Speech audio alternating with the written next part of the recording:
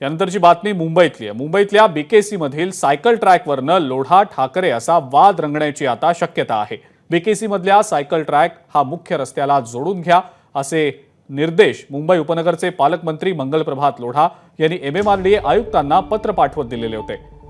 या परिसरातली वाहतूक कोंडी कमी करण्यासाठी मंत्री लोढा यांनी आयुक्तांना तसे निर्देश दिले होते। बीकेसी मधल्या अन्य ठिकाणी सायकल ट्रॅक उभारण्याची सूचना देखील करण्यात आलेली होती। पालकमंत्री असताना आदित्य ठाकरेंनी या सायकल ट्रॅकचं उद्घाटन केलेलं होतं।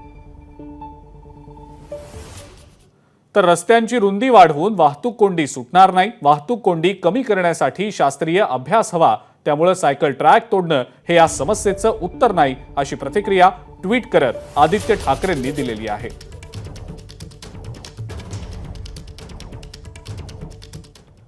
सध्या ज्या वांद्रे इथल्या बीकेसी मधल्या सायकल ट्रॅकवरनं राजकारण तापलंय त्या सायकल ट्रॅकचा आढावा घेतलाय आमच्या प्रतिनिधींनी।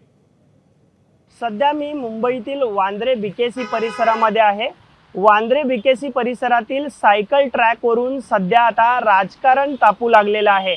मी सध्या सायकल ट्रॅक ज्या परिसरामध्ये आहे त्याच परिसरामध्ये आहे।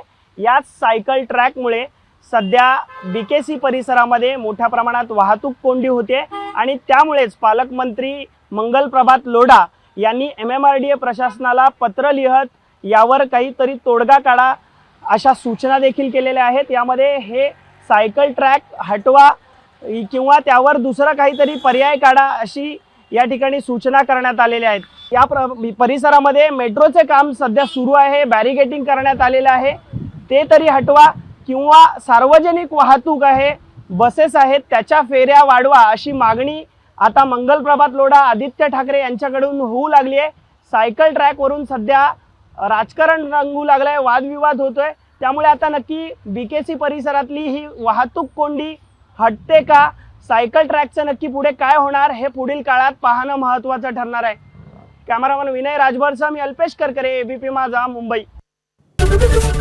ABP माझा, उघडा डोळे बघा नीट।